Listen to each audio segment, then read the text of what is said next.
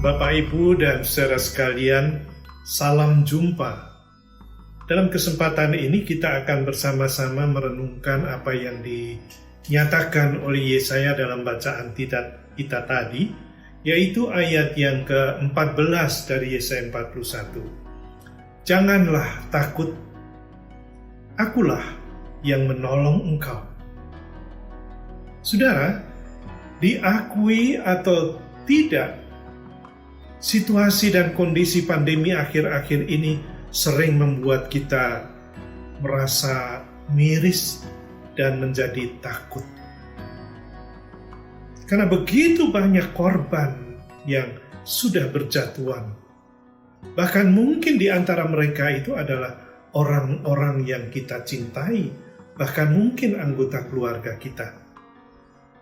Saat ini rumah sakit di mana-mana menjadi penuh karena korban pandemi. Semua ini akan membuat kita dikuasai oleh perasaan takut. Padahal kita tahu saudara sekalian bahwa perasaan takut ini sering membuat kita tidak bisa melakukan segala sesuatu dengan wajar dan baik. Alih-alih peduli orang lain, kita seringkali kemudian hanya fokus kepada diri kita sendiri. Yang penting adalah bagaimana saya bisa bertahan. Yang penting adalah bagaimana saya bisa selamat. Nggak peduli orang lain. Tetapi yang menarik saudara sekalian bahwa di tengah-tengah situasi seperti ini, Tuhan kemudian bersabda, jangan takut. Aku yang menolong engkau. Mungkin Anda bertanya, apakah pernyataan Tuhan ini masih bermakna bagi kita? Mungkin kita bertanya, di mana Engkau Tuhan ketika kami mengadu? Bahkan ketika kami mengadu kepadamu oleh karena kalut, khawatir, dan ketakutan yang luar biasa ini. Ketika aku kehilangan orang-orang yang aku cintai, di manakah engkau? Ketika aku penuh dengan kekhawatiran, seolah-olah engkau diam 1000 bahasa.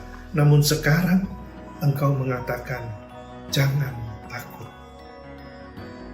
Dan mungkin masih ada banyak pertanyaan-pertanyaan lain yang berkecamuk di dalam diri kita.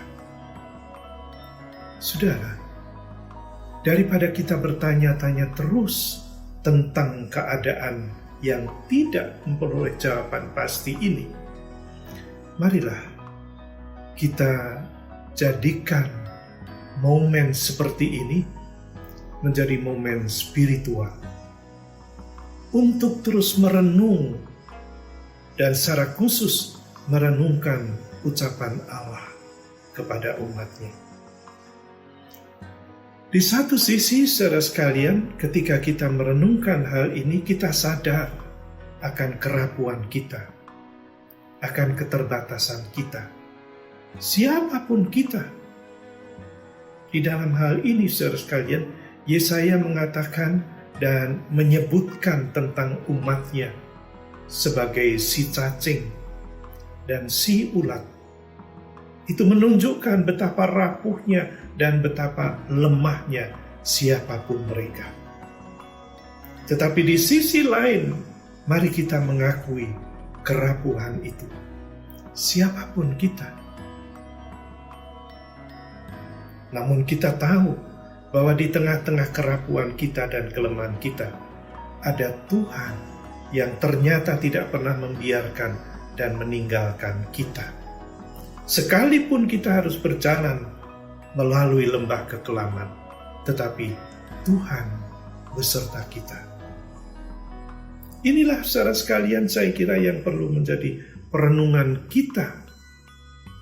Inilah saya kira yang perlu menjadi spirit kita di dalam menghadapi situasi yang tidak menentu ini. Sehingga apapun yang harus kita lakoni, kita tetap mengimani bahwa Tuhan adalah penolongku. Aku tidak takut.